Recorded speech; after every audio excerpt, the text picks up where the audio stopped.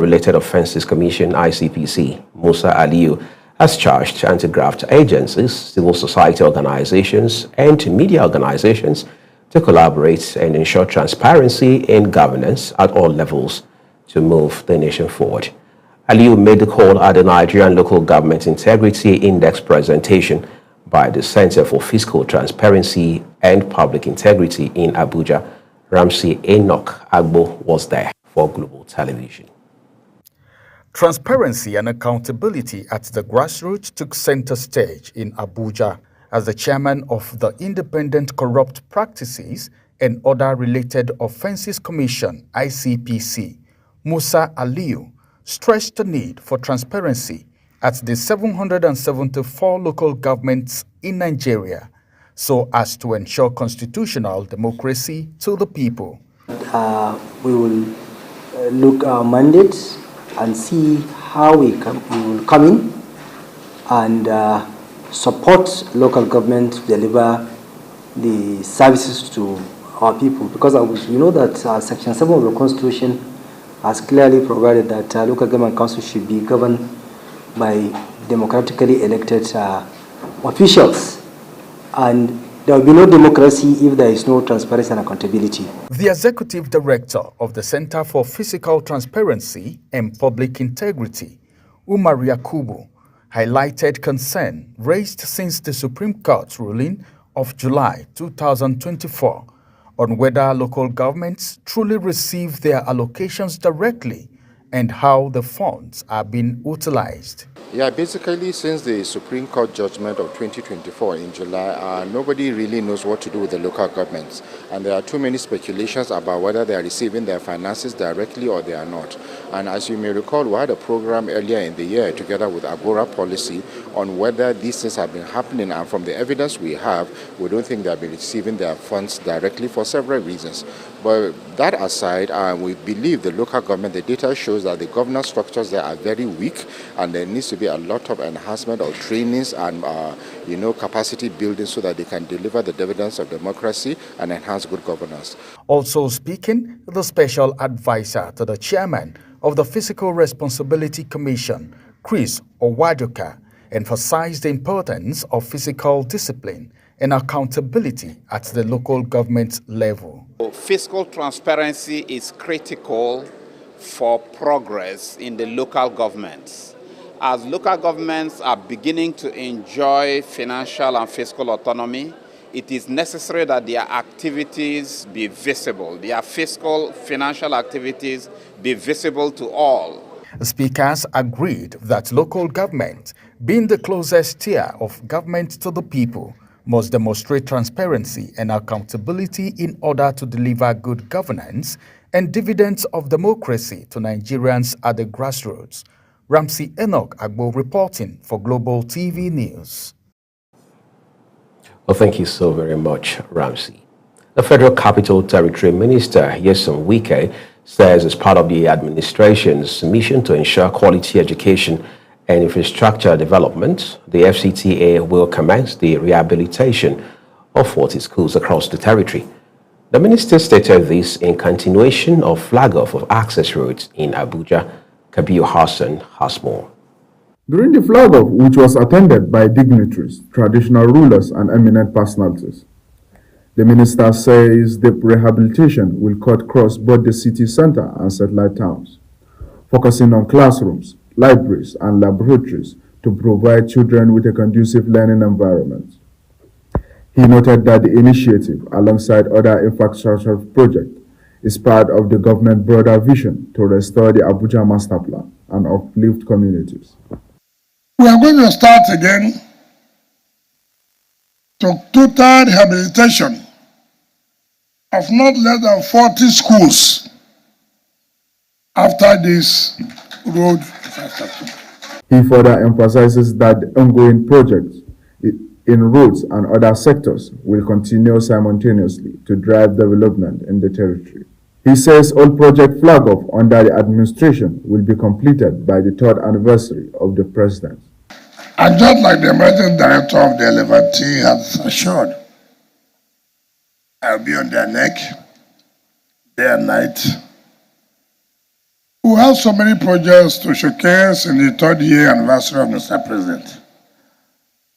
And I believe that this is one of them. By the directive of Mr. President, every sector must be touched.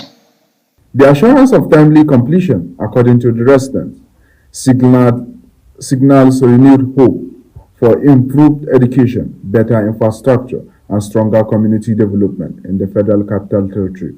Kabir Hassan, reporting for Global TV News. Kabir Hassan there following through with developments across the nation's capital for us. The Federal High Court in Abuja refused to hear an application filed by Dumebi Kachiku against the Independent Electoral Commission, INEC, and Senator David Mark-led leadership of the African Democratic Congress, ADC. Kachiku, the 2023 presidential candidate of the ADC, is seeking an order compelling INEC to forthwith withdraw the unlawful publication of Mark and Rauf Arigbeshola's names as national chairman and secretary of the party pending the determination of the suits. Nigeria's four hydroelectric dams, Shiroro, Jeba, Kainji, and Zungeru, located in Niger State, have given notification towards releasing excess water from the dams any moment from now. The notification was made available to Niger State's Emergency Management Agency, prompting the state government to advise communities in riverine areas to relocate upstream as a result of the directive from the four dams to avoid the impending flood. Director General of the agency, Abdullahi Ara, said in a statement that the Nigerian Hydrological Services has subsequently advised that communities along rivers Niger and Kaduna should relocate for same reason. The Nigeria Center for Disease Control has confirmed a slight decrease in the spread of Lassa fever in the country compared to the previous weeks that were high among states.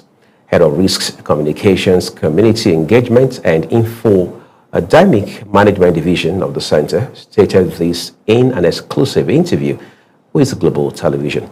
Health correspondent Zarao Nasir takes a look at the situation and now reports. Lassa fever is a viral hemorrhagic disease endemic to West Africa caused by the Lassa virus, spread by multi-mammoth rats. Lassa fever remains a persistent public health challenge in Nigeria, with annual outbreaks expanding across the country. Between 2018 and 2023, the disease spread from 20 to 34 of Nigeria's 36 states, underscoring its endemic nature.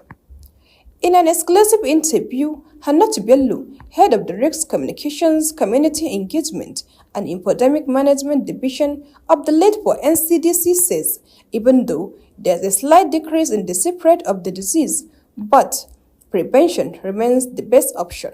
Well, I think even with the current, with the situational report as we speak now, the last week 36 seems to have even, we're on week 37 now, and we seem to have a little reduction in week 37 compared to week 36. Hannatu Bello added that the department has carried out sensitization programs to educate community members at the grassroots to create more awareness about the symptoms of the disease.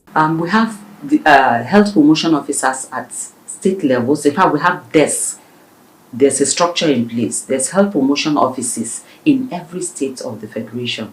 And we also have health promotion offices at LGA levels. So what happens is that the health promotion officers promote good health among community members. They are the grassroots, they are the subnational.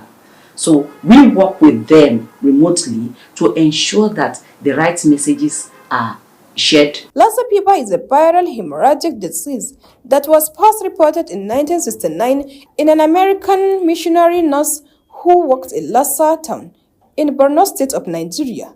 With the slight decrease in Lassa fever cases, health experts maintain that vigilance is key. The Nigeria Center for Disease Control is urging citizens to practice good hygiene, avoid contact with rodents, and seek medical attention at the earliest sign of symptoms. For now, prevention remains the most effective weapon against the deadly virus. Zarao Nasir, reporting for Global TV News. Let's turn to other stories for you tonight. The debate over soft therapy and hard copy continues to shape conversations about reading habits in Nigeria. Many argue that nothing beats the feel and discipline of hard copy reading. Education correspondent Priscilla Obasi finds out. For years, reading culture in Nigeria has been described as dying, with distractions from technology blamed for reducing how much young people read. Yet, the same technology has also created wider access to books through e-libraries, e-books, and study material. Gen Z love reading online. You see them with their phones and the rest. But in my own opinion, because that was what I was born into, and I saw it that reading physically, yes, is the best option. I still subscribe for physical reading. Thank you. I prefer reading on my phone. It seems easier that way, where especially when if I'm free and on my phone, it's easier for me to get it because I'm always with my phone. I don't know, maybe because of my age and everything, I'm not just a fan of hard copy. I just feel like it's better on my phone. Some readers argue that digital platforms are convenient and cost-effective, especially for students and professionals who cannot afford the rising cost of printed books. Others, however, insist that hard copies give deeper concentration, less distraction, and build better retention. I prefer reading from a hard copy book because I can still make reference to it.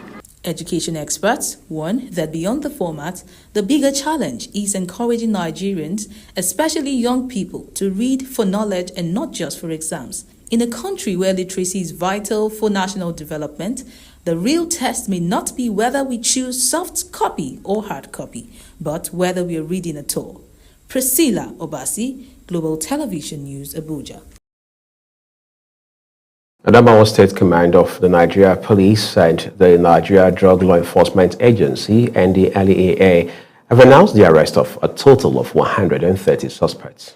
While the State Police Command said it nabbed 72 suspects over the past 3 months, the agency noted they arrested 58 drug suspects last month, September of this year. The two federal security agencies said in separate news briefings that heightened surveillance and crime tackling measures made the arrest possible. This is Global Television. You're watching the live broadcast of News Prime with Uyi Agumofwewe. When the rest of the broadcast returns, World Health Organization says nearly 42,000 people in Gaza have sustained life-changing injuries in the wake of Hamas-Israel war. Details coming shortly, plus business and sports stories for you.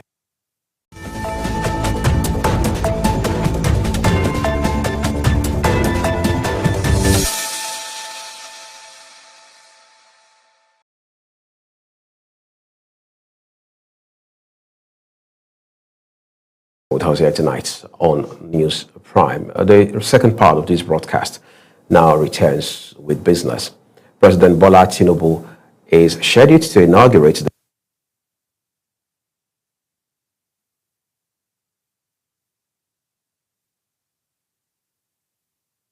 export facility to be built in Nigeria in over 50 years. The facility, developed by Green Energy International Limited, operators of the Otakpo field in OML 11, Ikoro Town, Andoni local government area of Rivers State, is the first wholly indigenous onshore terminal built in the country. The last facility, the Focados terminal, was commissioned in 1971. Ethiopia's transition to electric mobility has taken a decisive leap as Prime Minister Abiy Ahmed has announced an immediate expansion of the country's ban on imported internal combustion engine vehicles to include trucks. The Prime Minister made the declaration during the inauguration of a new refinery and fertilizer plant in Gode, located in the Somali regional state. The move targets one of the last major categories of imported fossil fuel-powered vehicles, signaling the government's unwavering commitment to its green economy agenda. Starting from today, just as the country has done with automobiles, it says it is not permitted to import fuel-powered trucks. Let's go further into the foreign scene tonight. President Donald Trump has given Hamas until 2200 hours GMT on Sunday to accept his 20-point plan for peace in Gaza, warning the Palestinian militant group faced all hell if it did not agree to the terms. The U.S. leader set the deadline, which would fall at 1 a.m. Monday in Gaza, after an official for the Islamist movement told a reporter earlier on Friday that the group still needed time to study the proposal to end nearly 2 years of devastating war in the Palestinian territory. British police authorities have identified a suspect in connection with the recent attack on a Manchester synagogue. Police have also made 3 arrests as investigations continue into the incident. Edikon Michael now reports. The attack has shocked the cities, prompting swift action from law enforcement to ensure public safety. Authorities are currently examining all potential motives and evidence related to the incident. Prime Minister Keir Starmer has responded to the event, emphasizing that Britain must stand united against the rising wave of religious violence. In his broadcast, the Prime Minister reaffirmed the government's commitment to combating hate crimes and protecting minority communities across the country. Police confirmed that the terrorists killed 2 men outside a synagogue on the holiest day of the Jewish calendar, who is believed to be a British citizen of Syrian descent.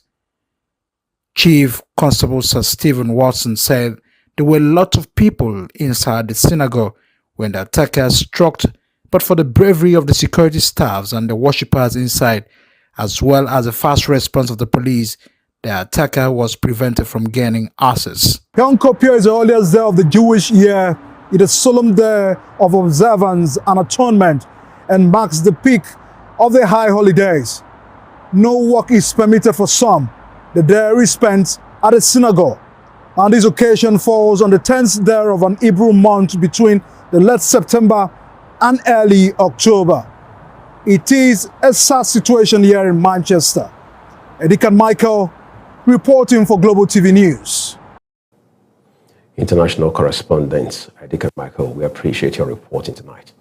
The World Health Organization says nearly 42,000 people, a quarter of them children, have suffered what it called life-changing injuries, amputations, head and spinal cord injuries in Israel's war in Gaza. Richard Pierce, representative in the Palestinian territories, told a press conference that lifelong rehabilitation will be required. Since the war began with Hamas's deadly attack inside Israel on October 7, 2023, Israel's retaliatory offensive has killed more than 66,000 Palestinians, and that is according to health ministry figures in Hamas-run Gaza that the United Nations considers reliable. The health ministry also noted that nearly 170,000 more have been injured. You talk about 42,000 of them having life-changing injuries. Of them, 1/4, so that is 1/4 actually over the overall injured people in Gaza, and 1/4 of that are actually children. So then you talk about over 10,000 children with life-changing injuries. The WHO representative also highlighted concerns around mental health challenges associated with the conflict that has ravaged Gaza in the past 2 years. The mental health again impact, and the mental health impact overall. And that's maybe something to raise according to some of the estimations that probably currently, and that's why over 1 million people are at least distressed by mental health in Gaza. Pete Skelton, the report's main author, told journalists that children appear to be disproportionately vulnerable to amputations. Uyi Agbomofwegbe, reporting for Global TV News. Now time to go find some excitement from the world of sports. Sevilla has congratulated Jerome Adams-Sakor on his maiden invitation to the Super Eagles. The striker was named in Nigeria's 23-man squad for the 2026 FIFA World Cup qualifiers against Lesotho and Benin On Friday, Akor is the only new invitee in the list released by head coach Eric Schell. It was a week of intense swings, puts, and patriotic celebration as Nigeria marked her 65th independence anniversary with the maiden Tukur Yusuf Buratai International Golf Resort and Country Club Independence Golf Tournaments in Abuja. Veteran golfer Quadri Yusuf emerged champion in a contest that drew over 400 participants. Anieche Patrick was there for Global Television.